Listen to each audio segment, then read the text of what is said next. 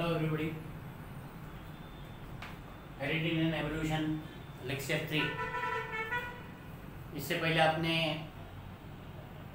अब तक जानकारी मिल गई होगी, नॉलेज मिल गया होगा what exactly is heredity, transfer of genes from one generation to another. Then you studied about evolution. What is evolution? Gradual change, long period of में जो चेंज हो रहा है, बरसों बरस लग रहे हैं, थाउजेंड्स ऑफ इयर्स लग रहे हैं कुछ चेंजेस आने के लिए। That changes are called evolution. ठीक है ना? हमने तो बोल दिया बहुत सारी चीज़ें, मैंने लास्ट टाइम बताया था, may be life was this, may be life was that, but कहीं ना कहीं कुछ चीज़ें हमको सपोर्ट कर रही हैं एवोल्यूशन के बारे में कि कोई ना कोई चेंजेस हुई है, ग्रेजुअली चेंजेस हुई है और प्रोग्रेसिव चेंजेस हुई है। चेंज कभी भी होना चाहिए तो बेटरमेंट के लिए होना चाहिए, चेंज कभी भी होना चाहिए तो प्रोग्रेस के लिए होना चाहिए। ठीक है, तो evolution is a progressive change, degressive change नहीं है। मतलब इंसान उल्टा नहीं जा सकता। ओके, कि भाई आदमी वापस अभी आदमी है तो उसके इंटेलिजेंस कम हो जाए, वो बंदर बन जाए या कुछ और हो जाए, वैसा नहीं है। There will be changes which will be more progressive. आज की जनरेशन में जो प्रोग्रेस है वो अगले जनरेशन में उससे ज़्यादा प्रोग्रेस होना चाहिए। ठीक है, so we are speaking about some evidences of evolution, morphological, anatomical, vestigial, paleontological, connecting links, embryological evidence. उसको हम थोड़ा देख लेंगे कि क्या चीज़ क्या है। ठीक है, now evidence of evolution. Collective thinking upon all above mentioned theories implies that evolution is everlasting process of change. जो हमने evolution के बारे में हमने सीखा, तो ये evolution खत्म नहीं हो सकता। There was one question asked by me, somebody, कि अगर apes came from man, तो man के बाद कौन आएगा? That was the question. So that question can only be answered by scientists. Evolution तो होगा, मैन के बाद कौन आता है, कैसा आदमी आता है, वो पता नहीं है। But that man might be much more super intelligent than our generation. However it needs proof to prove it. Following are the various proofs available in support of theories mentioned above. Now पहला है morphological evidence. Morphological का मतलब क्या है? External evidence. Morphological मतलब external, हमको जो दिख रहा है, external evidence. Okay, now I have not put any photo here. अब तक तो सारे शॉप में टेक्स्ट बुक आ गई होगी, तो टेक्स्ट बुक सामने रहेगी ज़्यादातर लोगों के सामने। तो आपके सामने एक कुत्ते की फ़ोटो है, एक शीप की फ़ोटो है और एक फॉक्स की फ़ोटो है। Then there is mango and there are other things, कुछ और फोटो है। तो देखने के लिए, एक्सटर्नली देखने से क्या पता चलता है? पेड़ को बाद में आप तीनों जानवर को देख लो तो तीनों जानवर के आँख जो है एक ही जगह पे है। किसी जानवर की नाक के नीचे नहीं है, नाक के ऊपर ही है, दो आंखें हैं। नाक पे देखो काला काला दाग है, वो तीनों जानवर के ऊपर है और तीनों जानवर के सिमिलर दाग है। तो क्या पता चल रहा है कि तीनों जानवर एक ही एंसेस्टर से निकले होंगे। तीनों जानवर के मुंह ऐसे बाहर के साइड निकले हुए हैं, कुत्ते का, शीप का एंड फॉक्स का। तो ये जो है वो जो मॉर्फोलॉजिकल एविडेंस है, जो दिखने वाला एविडेंस है। उसके बाद various observe the following images and note the similarities between given animal image and plant image. Various similarities like structure of the mouth, जो मैंने अभी आपको बताया।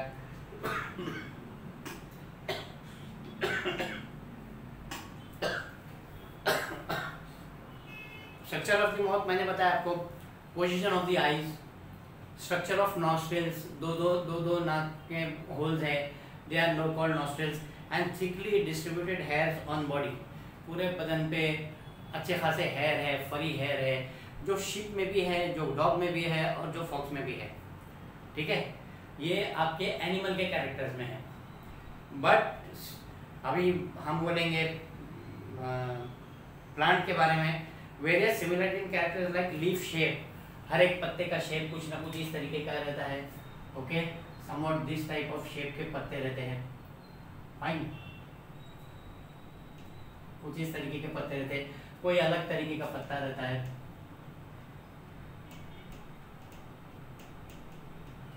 Leaf shape,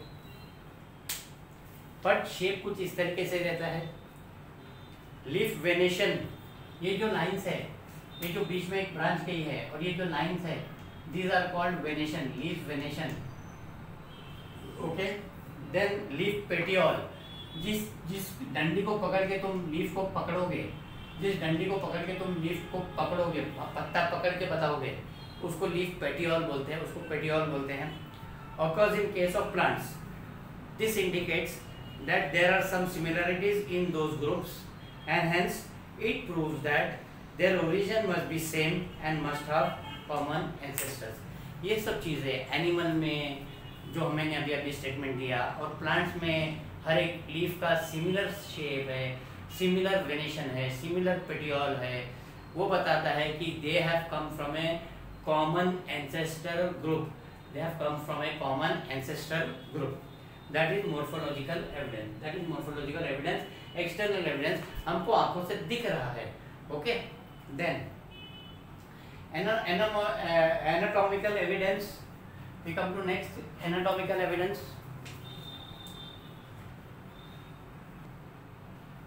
What about anatomical evidence? अगर morphological evidence external factors है, तो anatomical evidence जो है they are internal characters, external characters। यहाँ पे एक इंटरनल कैरेक्टर्स,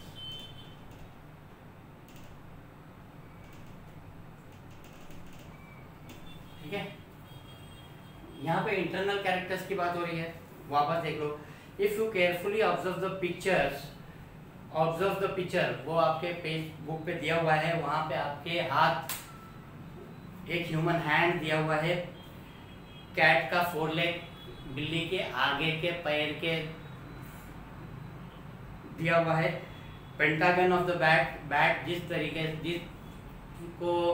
जिसका सपोर्ट लेके उड़ता है वो, and flipper of the whale, whale जो मूवमेंट करती है, वेल का एक फिन होगा, बड़ा फिन होगा, उसको फ्लपर बोलते हैं, उसके इंटरनल स्केलेटन का स्ट्रक्चर दिया हुआ है। ओके, अंदर हड्डी का स्ट्रक्चर दिया हुआ है। तो किस तरह दिया हुआ है, आप उसको बरोबर से नोट करोगे तो हर एक तीनों जो है, तीनों जो स्ट्रक्चर है, they are almost similar structure.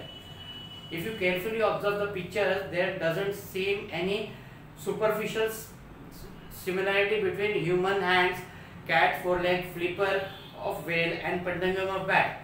Similarly, use of each of these structure is different in respective animals. However, now आपको क्या दिख रहा है यहाँ पे, तीनों का स्ट्रक्चर अलग है, तीनों का स्ट्रक्चर एक नहीं है, नंबर 1। नंबर 2, तीनों का, चारों का जो चारों चीज़ें हैं, चारों लोग हमें अलग अलग काम इस्तेमाल करते हैं। इंसान अपना हैंड खाने पीने के लिए, मैनी थिंग्स के लिए इस्तेमाल करता है, बिल्ली आगे के पैर से चलती है, ओके, देन बैट वो अपने उससे उड़ता है, और वेल जो है अपने फ्लिपर से it tries to navigate, it tries to change the movement. तो एक तो शेप अलग है जो सामने से दिख रहा है, वी आर स्पीकिंग अबाउट ना इंटरनल। एक्सटर्नली हमको शेप अलग दिख रहा है, एक्सटर्नली हमको दिख रहा है कि हर चीज अलग अलग क्रिया के लिए इस्तेमाल किया जा रहा है, अलग अलग काम के लिए इस्तेमाल किया जा रहा है। But However, there is similarity in structure of bones and bony joints. उनके bones और bony joints में bones का जो structure है और उनके bones के joints है, they are very very similar. Their similarity in structure of bones and bony joints in organs of each of these animals. This similarity indicates that these animals may have common ancestors.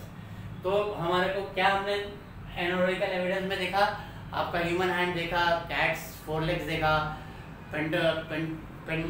पेंटागियम of the bat देखा, और flipper of the well देखा, जिसका shape अलग अलग है, जो अपने अलग अलग काम के लिए इस्तेमाल कर रहे हैं। पर जब अंदर से जाके हम पोस्टमार्टम करेंगे, जब इंटरनल जाके हम उसका कैरेक्टरिस्टिक्स देखेंगे, तो उनके हड्डियों का ढांचा है, that is almost similar to each other, जिससे हमको मालूम पड़ता है कि, जिससे हमको पता चलता है कि they are from a common ancestors. ठीक है, नाउ आगे चलते हैं। 2 क्वेश्चन है, what are the different organs in body of organism. Heart है, किडनी है, ब्रेन है, आईज है, डिफरेंट ऑर्गन्स है। ओके, तो आप मल्टीपल ऑर्गन्स की बात कर सकते हैं। Each of the organ useful to organisms. Okay, आप बोलोगे कि हर एक जो ऑर्गन्स है वो ऑर्गेनिज्म की ज़रूरत है क्या? कुछ ऐसी चीज़ें हैं जो ऑर्गेनिज्म को ज़रूरत नहीं होती है, बट वो है। Before I come to that, let me explain to you. मेरे ये ईयर जो है इसको ईयर पीना बोलते हैं, ये मेरे किस काम का? ठीक है, पर जानवरों में ये ईयर पीना है, दे कैन मूव दे, उनको वो हिला सकते हैं, उनको कुछ सुनने का है तो वो थोड़ा उस तरफ करके कर सकते हैं, we can not move it. तो ईयर पीना हमारे कुछ काम का नहीं है। आपके डॉग है, आपके शिप है, आपके फॉक्स है, दे हैव फरी हेयर, वो उनको क्लाइमेट से बचाते हैं। हमारे पर बदन पे भी हेयर हैं, बट वो हेयर बारीक बारीक हेयर है, वो हमारे कुछ काम के नहीं है। ओके, तो ये तो दिख रहा जो एक्सटर्नल पार्ट है, जो दिख रहा है। हमारा विजडम टूथ, आखिरी में जो दाढ़ होती है उसके बारे में बात होती है, विजडम टूथ के बारे में। तो विजडम टूथ हमारे किसी काम का नहीं है। तो ऐसे ऑर्गन्स जो हमारे किसी काम के नहीं हैं, पर जो हैं हमारे पास, they are called vestigial organs. ठीक है, आज हम खाली 3 स्टडी करेंगे, 3 अगले लेक्चर में लेंगे ताकि आपको बराबर से समझ में आए। तो नहीं तो हर एक लेक्चर थोड़ा लेंथी हो जाता है। ठीक है ना, वेस्टिजियल ऑर्गन्स मैंने आपको बताया था, अभी एक तो एक्सप्लेनेशन दिया। डीजेनरेटेड और under developed useless organs. Degenerated, regeneration बोले तो कोई ऑर्गन वापस डेवलप हो गया। डीजेनरेट बोले तो कोई ऑर्गन आहिस्ता आहिस्ता करके खत्म हो गया, एक्सटिंक्ट हो गया, या जरूरत नहीं थी तो वो ऑर्गन खत्म हो गया, that is called degeneration. Degenerated और अंडर डेवलप्ड, कोई ऑर्गन पूरा तरीके से डेवलप ही नहीं हुआ है। Useless organs of organism are called as vestigial organ. इसमें आप उसको अपने टेक्स्ट बुक में अंडरलाइन कर लेना। आपके 1 line question what are vestigial organs में आ सकता है, आपके फिल इन द ब्लैंक्स में आ सकता है। ठीक है, in living organism sudden development of new tissues और organs for living in changing environment is not possible. अचानक कोई भी टिश्यू नहीं बन जाता है। Okay, instead existing organs undergo gradual changes. हमारे पास ऑलरेडी जो ऑर्गन्स है, नए ऑर्गन नहीं पैदा होंगे। हमारे पास आज एक स्टमक है तो यू कैन नॉट से कि हमारा फ्यूचर जनरेशन में 2 स्टमक हो जाएगा। नो डाउट हम ऐसे सुनते हैं कि काउस के 7 स्टमक्स होते हैं, और उनका एलिमेंट्री कैनाल अलग तरीके से होता है। तो हमारे जो आगे के जनरेशन में कोई नया डेवलपमेंट नहीं होगा, बट हमारे पास जो चीज़ें हैं, शायद वो चीज़ें आहिस्ता आहिस्ता जो चीज़ हम यूज़ नहीं कर रहे हैं, वो आगे जाके फ्यूचर जनरेशन में वो चीज़ें एक्सटिंक्ट हो जाएगी, वो चीज़ें ख़त्म हो जाएगी। तो 2 पॉइंट बता रहा हूँ। एक तो नया कोई बॉडी में नया कोई टिश्यू नहीं बन सकता ना, पार्ट 1। पार्ट 2, अगर बॉडी में कोई टिश्यू है जो इस्तेमाल नहीं हो रहा है, तो आहिस्ता आहिस्ता वो फ्यूचर में जाके ग्रेजुअल चेंजेस में जाके हजारों साल के बीतते हुए वो पर्टिकुलर टिश्यू खत्म हो सकता है, डीजेनरेट हो सकता है। However, some structure under different situation may become useless or even harmful. कुछ चीजें उसमें यूजलेस हो जाएगी, पर वो हमको हार्म भी कर सकती है, वो हमको हार्म भी कर सकती है। अब मैंने अभी तक आपको 3 वेस्टिजियल ऑर्गन बताया था, ईयर पीना बताया मैंने, विजडम टूथ बताया मैंने, और आपको बॉडी हेयर बताया मैंने। अब एक और आपके लिए वेस्टिजियल ऑर्गन है, वो आपका अपेंडिक्स। ओके, अपेंडिक्स आपके डाइजेस्टिव सिस्टम में कहीं ना कहीं एक छोटा सा ब्रॉडिंग पार्ट होता है ना। वो अपेंडिक्स आपके डाइजेस्टिव सिस्टम में कोई हेल्प नहीं करता है, बट अगर कभी वो अपेंडिक्स सूज गया या कुछ प्रॉब्लम हो गया तो आपको उसको अपेंडिक्स को काट के निकालना पड़ता है, उसको ऑपरेट करना पड़ता है। तो that particular appendix becomes harmful for the body. तो अपेंडिक्स भी एक वेस्टिजियल ऑर्गन है। However, some structure begins to degenerate under such situation as per the principle of natural selection. It takes thousands of years. Well, I missed something. Ruko. However, the same structure under different situation may become useless or even harmful. Such structure begins to degenerate. अब ये जो useless structure है या जो harmful होगा, हो सकता है आज हमारे पास अपेंडिक्स हो सकता है कि 1000 साल 2000 साल के बाद लोगों के पास अपेंडिक्स नहीं होगा, क्योंकि अपेंडिक्स की जरूरत नहीं है. Okay, maybe body hair नहीं होगा, there will be much more एकदम स्मूथ बॉडी वाले लोग होंगे. Okay, that might be future. Such structure begin to degenerate under such situation as per the principle of natural selection. Principle of natural selection, ये चीज हम use कर ही नहीं रहे हैं, तो वो चीज आहिस्ता आहिस्ता खत्म होती जाएगी. It takes thousands of years for a structure to disappear. Such organs are seen in different phases of disappearance in different animals. Such organs, though non-functional in certain organism, it may be functional in other organism. अभी पहले कहीं ना कहीं एक समझो कि आपको करोड़ के साथ बातें होती है, तो 1000 करोड़ 320 करोड़ ना, तो 100 करोड़ पहले शायद अपेंडिक्स कुछ काम का होगा, 1000 करोड़ में. फिर और हम 100 करोड़ के बाद शायद अपेंडिक्स काम का नहीं होगा. ओके, शायद अपेंडिक्स काम का नहीं होगा. फाइन, कुछ तो रीजन होगा जिसकी वजह से अपेंडिक्स था, और अपेंडिक्स आहिस्ता आहिस्ता डिसअपियर हो सकता है फ्यूचर में. आगे जाके लोगों के पास अपेंडिक्स नहीं हो सकता है, मे बी 1000 years के बाद. Such organs are seen in different phases of disappearance in different animals. Such organ, though non-functional in certain organism, it may be functional in other organism, that is not vestigial in other organism. Appendix, which is useless to human, is useful and fully functional organ in ruminants. Ruminants कौन है? जो घास फूस खाते हैं, उसको बाद में बैठ के उसको वापस डाइजेस्ट करते हैं. They are called ruminants. और वो घास फूस हम भी खाते हैं, पर हम पका के खाते हैं. तो जो कच्चा घास खाते हैं उनको डाइजेस्ट करने के लिए, उसका सेलुलोज डाइजेस्ट करने के लिए थोड़ा प्रॉब्लम होता है, तो हमारे अपेंडिक्स वो हेल्प करता है उनको. गाय भैंस है जो है, रूमिनेटिंग एनिमल्स है जो ये कच्चा घास फूस खाते हैं, उनको ये अपेंडिक्स बहुत काम का रहता है. सिमिलरली मसल्स ऑफ ईयर पिना which are useless to humans are useful in monkeys for the movement of year पिना. मंकी ऐसे कान हिला सकता है. ओके, फाइन, तो वो मंकी का हेल्पफुल है ईयर पिना, हमारे लिए ईयर पिना हेल्पफुल नहीं है. Various vestigial organs like tail bone. अभी कहीं ना कहीं हम फ्यूचर में एप से आए हैं, तो कहीं ना कहीं हमारी टेल थी, तो आज टेल का एक पार्ट खाली कहीं ना कहीं एक एंड में आपके स्पाइनल कॉर्ड नीचे जाके जहाँ पे खत्म होता है, वहाँ पे एक छोटा सा एक उभरा हुआ पार्ट रहता है. तो दैट पर्टिकुलर पार्ट इज जहाँ से टेल ओरिजिनेट हो रही थी, तो that particular part is called कोकिक्स.